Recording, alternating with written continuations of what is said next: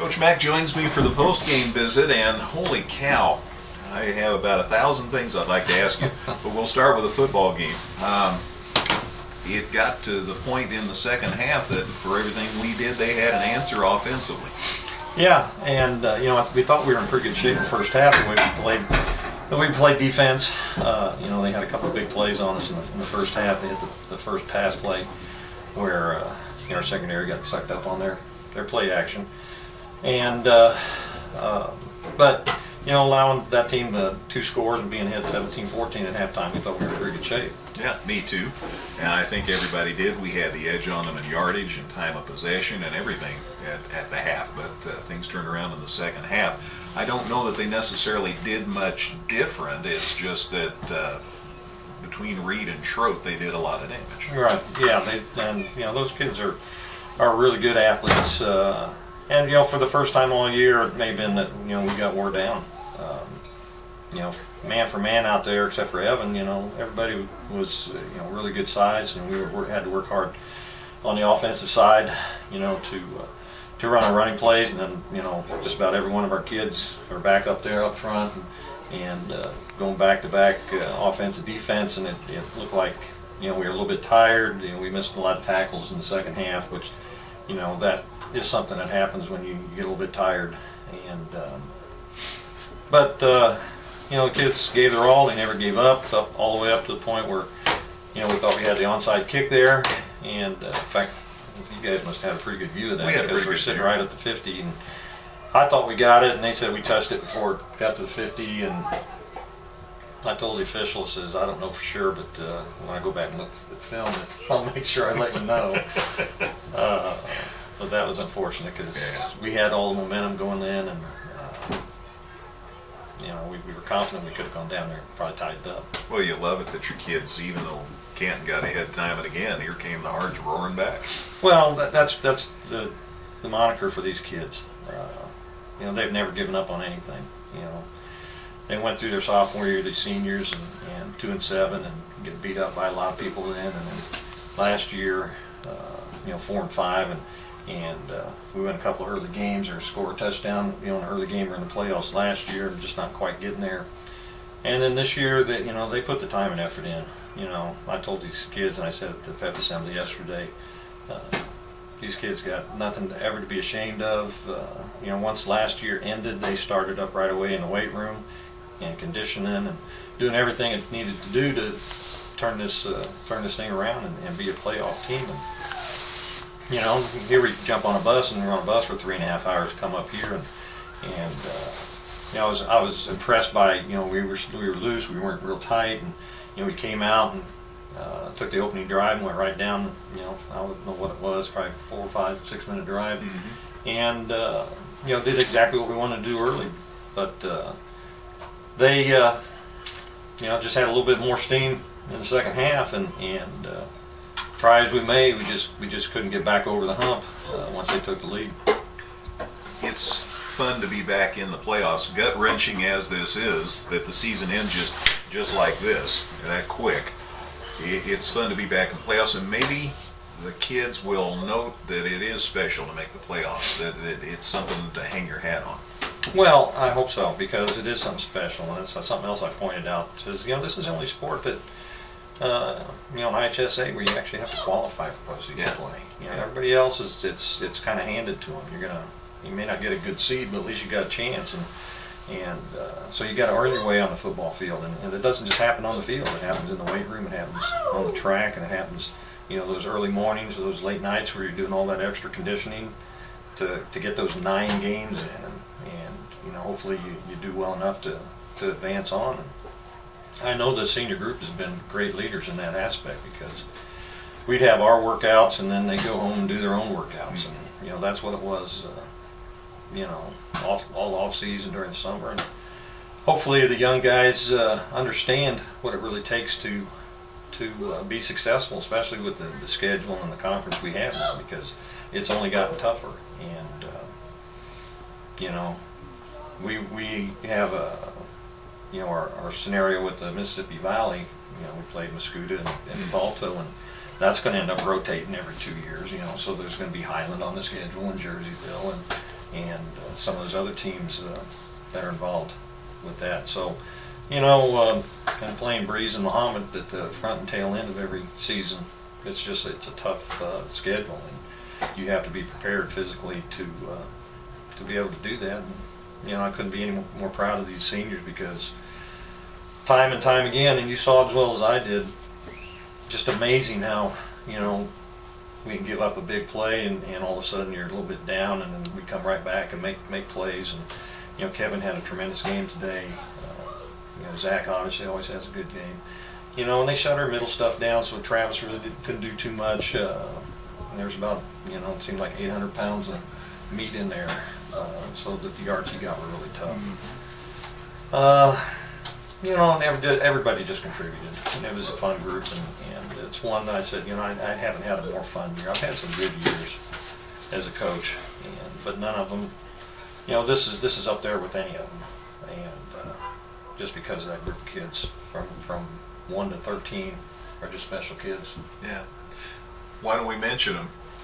I've got a roster up here. I try to make that as convenient for a coach as I can. Do we focus on the seniors, since this will be their last go around? Sure. You know, I'll just go numerically so I don't forget anything. There you go. You know, Jordan Coleman. Jordan came from out of nowhere. You know, we really weren't expecting him to play a lot, and you know, he really decided to get after it and become more aggressive, and took over an outside linebacker spot for us this year when we were really searching for somebody to jump in there and take it, and he took it and ran with it, and you know, the improvement he made over, you know, in just the last 6-8 months has been tremendous. You know, we had Nick Berger. Nick Berger, I don't think played last year. You know, he was kind of relegated to being on our kickoff return team this year, and I think he led us in returns and yardage. And you know, not very big, you know, skinny little guy out there, but he hung onto the ball when he was supposed to, and like I said, ended up leading us in kickoff return yardage this year, and you know, just a hard worker. You know, not great the home situation all the time, but you know, did the best we could, and we appreciate the time and effort he put in for us. Kevin, what can you say about Kevin? Kevin's been through it all. You know, last year, you know, when he was a freshman, had a good year, and then a sophomore year, JV, he threw for like 1,300 yards, and last year he had the big disappointment with the, you know, broken collarbone in week 2. And you know, if anybody sacrificed, that young man did, because you know, we could have been in a spread offense where we're throwing, you know, 30 and 40 times a game, and you know, he probably could have broken the school record in passing yardage, but that's just not the way the coaches felt this was the best thing for our team. And you know, not once did he ever, you know, complain about how many passes he had or how many yards he had. He just, you know, run the plays and root for his teammates when they're running the ball, and make plays. And you know, when we needed him to throw the ball like today, he has always done a good job, you know, and last week he had a good week, and so you kind of got a glimpse of what he could actually do last couple of weeks when we were forced to throw the ball a little bit more. And so, you know, I really appreciate the sacrifices he made, and being a starting cornerback. You know, we knew ever since the freshman year he's probably one of the best athletes on the team. We can remember in the Buck Bowl, him going up, intercepting a pass one-handed in a Buck Bowl, and we're going, you know, if he wasn't our quarterback, you know, we need him all the time. We need to play him on defense. And this year we just bit the bullet and said, you know what, he's one of the best athletes. He's got to play on he's got to be on the field, offense and defense. And he just did a tremendous job on both sides. Michael, I just have to laugh. And he is such a character.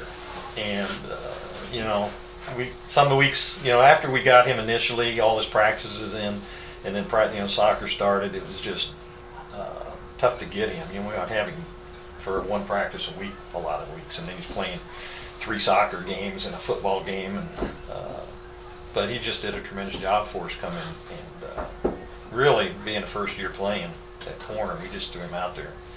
I'm not sure how his mom felt. You know, his mom thought he was just going to be a kicker, and we didn't really let on that he was going to play corner for us. Probably not until the first game of the season when she played all the time. But, you know, and he ended up leading us in the interceptions this year with 8, I believe, and he just did a tremendous job, and his kicking was great.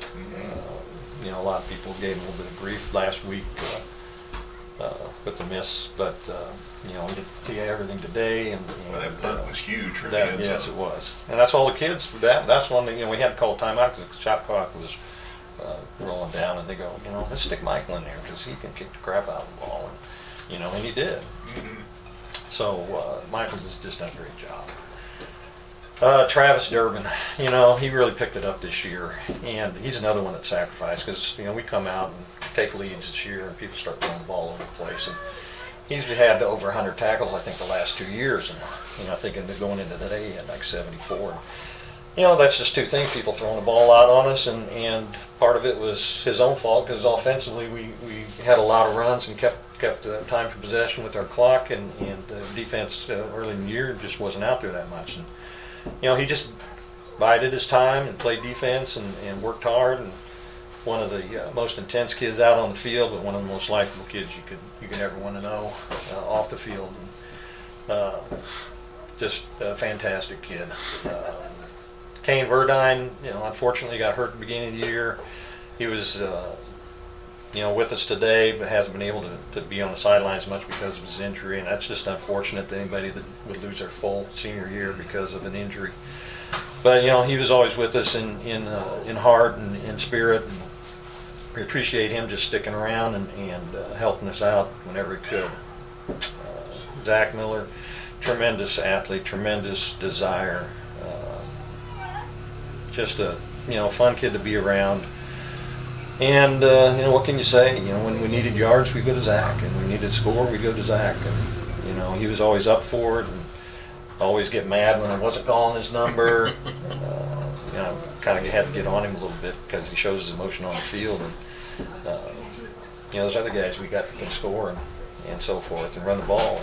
But, you know, he's going to be missed. And, you know, I don't know if that record will be broken in a long, long time because you know, the line we had up front blocking for him. You know, it was just fun young man. Got everything he deserved this year. And ended up tying Nick for touchdowns in a season. Oh, did he really? With that last I didn't know touchdown. that. It tied him at 28. Oh, that's cool. Okay. Well, that's kind of neat. There you I'm glad I know about those things after the fact. I never like to know about that before the fact. There you go. Well, let's see. Billy Arndt, the beast, the silent one. He's just, oh man, he's just a joy to coach, and he's smart and he's strong, and he does anything you ask him to do with no complaints. He gets hurt every game. You know, he gets hurt his shoulder today, and sat out probably about 3 plays and then was back in. You know, and Zach wouldn't have had half the yards he had without Billy blocking in front of him. And then, you know, being the second leading rusher on his team, you know, and averaging, you know, he was averaging double digits as far as rushing it per attempt. So, you know, and he also was one of our best pass receivers this year. And, you know, he was a leader by example. And some of the kids I heard talking, because he's such a good guy that nobody ever wants, not that he would ever be disappointed in anyone's effort, but nobody would ever want to disappoint him because there isn't anybody who's worked any harder than that man on and off the field. Great family. You know, his dad pushes him and works in the garage and lifting and so forth, and it's just been a pleasure to coach a young man like that. Oh, let's see. We're skipping down to Wyatt. Wyatt Cayley. You're Wyatt, like me, gotta love yeah, Wyatt. I love Wyatt. You know, Wyatt really works hard, and he's got a never-ending motor. But he's one that was going to play a lot this year, and we had to kind of watch his special teams. But great special teams player, great young man. You know, I'm going to remember. One of the things I'm going to remember about him is some of the conversations he had with Patty Wynn before the game. You know, she'd always be there. And if Patty, you're listening, thank you for everything you've done because you've been an inspiration to our kids. But you know, a couple of kids would talk with Patty before games, and you know, sometimes he'd be out there for 15, 20 minutes and so. And you know, Wyatt's just a great young man. He one of the silent workers as far as he'll do any dirty work you want him to do and not complain about it, and not complain about being hurt. And he's lining up against Evan, and sometimes you're lining up next to Evan and can't hardly see you. But those two yell and scream at each other all the time, and but they loved each other on the field, and really worked well together in the offensive line. Cole Moran, gosh, he's another one that went through some injuries last year and played, as a long snapper for us. I can remember one bad snap this year, and defensively we overcame that last week against Muhammad. And, he was going through most of the season without even practicing during the week. Knee problems and shoulder problems. And it's just, Troy'd say, well, he's going to be a Friday night player for us because the rest of the week we're just going to get him better. But he was feeling a lot better the last week or so, and was able to get out and practice with us a lot more. Another kid who has a great family that does a lot of things for the program, and a good leader, smart individual. Always has some things to add and try to get the most out of our offense. So he's going to be missed tremendously. Also switching positions around, from center to tackle this year, and it was kind of funny. It was kind of, I don't like to use the word cute, because cute's not a football term, but he wanted to be the left tackle because he wanted to be the one that's protecting Kevin's blind side, and so he earned that position. He did a great job with it. Evan Boggs, Big Evan, always has the desire, and he gets kind of a bum rap because everybody expects so much from him because he's so big. And, he's still 17 years old. He's one of the youngest guys on our team, if not the youngest senior on the team. So there's a lot of pressure there. He just started figuring it out and, became a little bit more vocal, sometimes more vocal than the kids wanted him to be, but worked extremely hard, played on both sides of the ball. Really started, over a year and a half ago. He came in during the summer and probably weighed about 370. And, I think now he's under 330. And, wow. He's really worked on getting himself in better shape and being able to play both sides of the football and never wanting to come out. So he's given us a lot and had to overcome a lot as far as what people expect out of him. And we really appreciate what he's done. It's a good bunch. Yeah, we got Noah Lohman, who's been he's one of those individuals probably, not gifted real athletically, and he'd probably be the first one to tell you, but, tried to use his head and use his arms. He made some great catches out tonight. Last week he made some great catches. And, one of the things he does, and him and Kevin somehow, had something going, mental telepathy or something, because whenever Kevin would have some problems, he'd always find a crease and get open, and he did that today, and blocking on the edge and doing all the little things that you ask somebody to do. And then on the other side of the ball, Carter was, Kevin's main man. Kevin sometimes looked for him a little bit too much, but Carter made some nice catches today too. And Carter's the one, he may be the most improved individual on the whole team, because last year we didn't want to play him on defense because he was just undisciplined, flying upfield and doing things that we just didn't need him to do. And this year he just figured it out, and it clicked. And, to listen to him give his goals every week and say, this is what I want to do, this is what I need to do, and this is what I want the team to do. Those are the things that we've been coaching him to do, and it makes you so proud as a coach that kids take to your coaching and they understand what you're trying to do, and then they actually go out and do it. I think that's all in my whole. You got through them. I see your family down there getting colder by the minute waiting on you.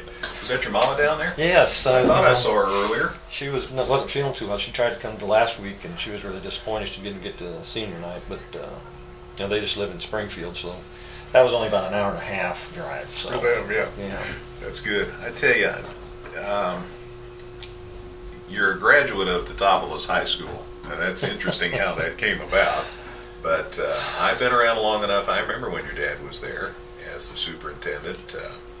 Remember that crash? I tell you, I know that changed your world in a moment. You were still a very young man when that happened. I think maybe that's why your family is so important to you. Yeah. Yeah. I hadn't brought that up forever, but it's special to a guy, and I know that you have kept your family close. They've helped you. Heck, I've seen, Jenna and all of them have worked throughout the years, and that's pretty special. Jenny and Megan had both filmed. Andy, I think, filmed when he first started and became a coach, and Jenna was taking tackles for a little while, and she was taking tackles during that the Mud Bowl against Belleville Altoff, and finally she just said, "I can't see any numbers anymore. I want to stop." My family is great, thick and thin. Hard times when 2-7s, and when people are saying, get his butt out of there, he's washed up, and never wavered, never tried to convince me to stop coaching or to coach. They just supported me with whatever. The rest of my family has been, I got family all over the place, but with 11 brothers and sisters, and all of us still alive and kicking, and my mom, who's been without my dad for over 40 years, and it's just the whole group of them has been a tremendous support system. And anytime they've tried to get to games, even though they all have their own busy schedules, it's been really important to me.